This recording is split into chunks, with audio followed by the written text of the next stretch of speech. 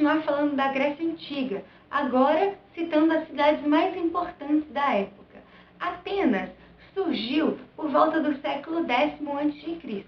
E até mais ou menos o século VIII a.C., Atenas foi uma monarquia, governada então por um rei. Esse rei se chamava Basileu, então os basileus governaram a Atenas até mais ou menos o século VIII a.C. Após a monarquia, os eupátridas, conhecidos como aqueles que tinham mais terras, formaram o arcondato, ou então a oligarquia. Nesse governo, os que tinham mais terras e mais poder é que governavam. Já no século VII a.C., algumas crises sociais e algumas batalhas surgiram em relação a esse poder, a insatisfação do poder dos eupátridas. Então o povo, querendo mais participação, acabou se rebelando contra essa oligarquia, dando então margem para algumas reformas políticas em Atenas. Em 621 a.C., Drácon então escreve o primeiro livro das leis de Atenas. Antes, as leis em Atenas não eram escritas. Isso poderia acarretar muitas confusões, principalmente os eupátridas usando do poder deles para dizer se a lei estava certa ou não. Só que Drácon escreve essas leis, mas continua dando privilégios à oligarquia. Em 594 a.C., Solon vai ser eleito como representante e vai fazer algumas mudanças também. A mais importante é a abolição da escravidão por dívida. E por que isso é importante? A cidadania ateniense, ela é diferente do que a gente vê de cidadania hoje. Hoje eu sou uma cidadã, você é um cidadão, a gente tem algum tipo de participação na política da nossa cidade, do nosso estado, do nosso país. Mas em Atenas, ser cidadão era diferente. Tinha algumas condições estabelecidas para ser cidadão. E quais são elas? Primeiro, tem que ser homem. Segundo, maior de idade. Em alguns lugares aparece maior de 18 anos, em outros lugares aparece maior de 21 anos, mas enfim, pensem que precisa ser maior de idade que fica melhor. Terceiro, ter nascido em Atenas. E a partir do século de Péricles, que a gente vai falar daqui a pouco, também tem que ter pai e mãe ateniense. Então tem que ser ateniense direitinho para ser um cidadão. Se a gente for pensar nisso hoje, ser cidadão é um processo muito limitado. São poucos então que podem participar da política ateniense na época. Por isso, abolir a escravidão por dívida, na verdade, é você libertar aqueles cidadãos que não tinham condições. Exemplo, digamos que eu sou um cidadão, no caso homem, né? Digamos que eu sou um homem, nascido em Atenas naquela época, mas eu não tenho dinheiro e não tenho terra. Então, eu nasci em Atenas, tenho pai e mãe ateniense, sou homem, sou maior de idade, mas não tenho dinheiro. Como eu não tenho dinheiro, eu acabo adquirindo uma dívida e nessa dívida, essa pessoa que eu estou devendo acaba fazendo com que eu vire escravo dela. Se eu sou escravo, eu posso participar da política ateniense? Não, escravos não poderiam participar. Tem que ser um homem livre. Por isso, Solon, quando vai abolir a escravidão por dívida, vai permitir então que alguns cidadãos que antes não tinham participação por serem escravos, comecem então agora a serem mais ativos na política ateniense. Em 561 a.C., Pisístrado então vai assumir o poder se tornando um tirano. Até 506 a.C., a tirania vai prevalecer em Atenas, quando Clístenes assume o poder e tira essa forma de poder tirânico. A gente chama o Clístenes de pai da democracia porque é ele que vai instaurar de fato a democracia. Acontecem então todas essas reformas políticas, mas o Clístenes que vai instaurar a democracia. E qual é o significado de democracia? Democracia é o governo do povo. Só que, mais uma vez, eu quero lembrar vocês. Pensem, quem era cidadão nessa época? Realmente todo mundo participava? Cuidado com essas diferenças, porque às vezes você pode confundir. Para ser cidadão nessa época, não é todo mundo que tem essa condição. A democracia ateniense, a gente chama de democracia direta. E por que direta? O próprio cidadão toma as suas decisões, faz as suas escolhas. Diferentemente do que a gente vê hoje na democracia indireta. Hoje, então, por exemplo, se a gente fosse uma democracia direta, todo mundo teria que ir lá em Brasília e votar em cada coisa que tem todos os dias, quer dizer, nem todos os dias, lá em Brasília. Isso é possível de acontecer? Não, é muito complicado. Nós somos milhares e milhares de cidadãos. Na época de Atenas, principalmente com esse limite de quem era cidadão e quem não era, ficava mais simples. O cidadão, gente, na época de Atenas, não era obrigado a ir lá votar, como a gente hoje é obrigado a votar no nosso representante, ok? Então, a diferença da democracia direta e da democracia indireta é mais ou menos isso. A democracia direta, o cidadão vai lá e participa diretamente, e hoje o que a gente faz? A gente vota em alguém, e esse alguém participa pela gente, por isso é indireta. Eu voto em alguém e esse alguém faz por mim. Algumas estruturas, então, da democracia ateniense. A ágora é o centro da polis, e é ali que, então, vai ter a participação política. A eclésia, em si, é a assembleia. Então, lá que os cidadãos vão se reunir para decidir as leis e votar nas coisas que precisam ser votadas para a cidade. A bulé é o conselho, ou senado. E esse conselho, ele é sorteado, então os cidadãos são sorteados para participar desse conselho. E geralmente esse conselho é remunerado, eles ganham para participar desse conselho. Os magistrados são aqueles responsáveis por fazer valer as decisões da eclésia. Na democracia ateniense também existiu o ostracismo, que era uma punição para aquele que ameaçasse a democracia de alguma forma, que fosse contra a democracia de alguma forma. O ostracismo é uma punição em que essa pessoa que ameaça a democracia vai ser exilado, vai ser mandado embora de Atenas num período de 10 anos.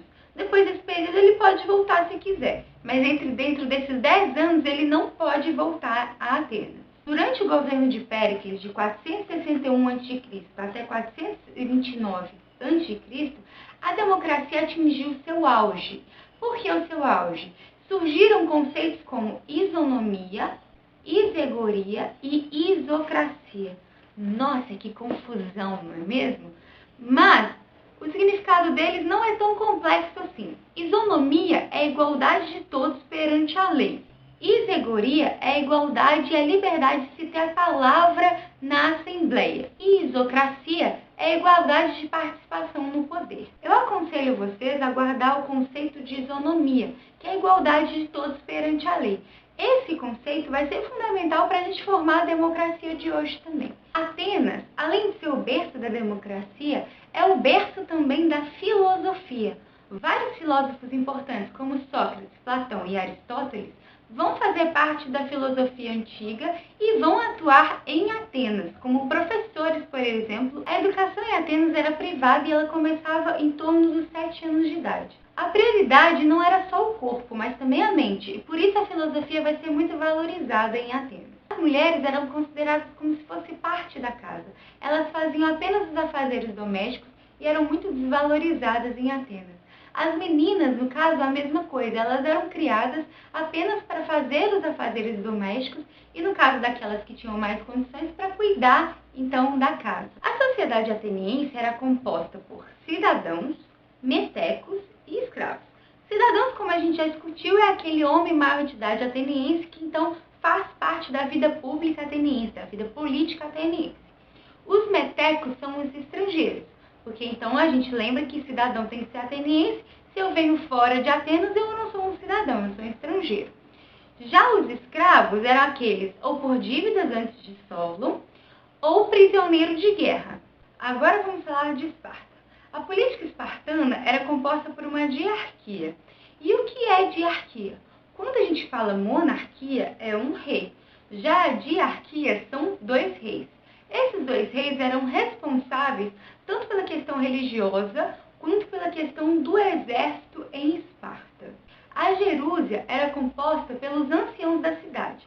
Então, os cidadãos de mais de 60 anos participavam desse conselho. Já a pela é uma assembleia com cidadãos maiores de 30 anos. Então, como a gente pode perceber, Esparta valorizava as pessoas mais velhas, com mais experiência. Esparta era uma sociedade agrária, porque diferentemente de outras cidades-estados gregas, a terra espartana era fértil. Além disso, a guerra era a principal atividade de Esparta. Por isso, eles conseguiam vários recursos diante dessas guerras, diante dessas vitórias. A sociedade era composta da seguinte maneira: existiam os espartanos, que a gente chama de cidadãos espartanos no caso, que são os homens maiores de 30 anos. Por isso aquela participação política que a gente discutiu com os cidadãos mais velhos. Existem os periecos, que são homens livres, mas não são cidadãos. E existem os ilotas. Os ilotas são servos do Estado, então eles trabalham para o Estado. Pode ser servo particular também. Então os ilotas não são homens livres, são servos do Estado ou de algum particular, de algum cidadão espartano. Um dos maiores medos dos homens espartanos era justamente os ilotas entrarem em algum tipo de rebelião, porque os ilotas eram a maioria da cidade espartana. A educação, diferentemente de Atenas, era uma educação de responsabilidade de Estado. E por quê? Como Esparta era uma cidade guerreira, eles investiam na educação do homem espartano desde o princípio. Então, desde os 7 anos de idade, ele já treina, já luta, já exerce várias atividades para se tornar lá na frente um guerreiro espartano. This is Sparta! A mulher espartana, diferentemente da mulher ateniense, também recebe algum tipo de treinamento com relação a isso.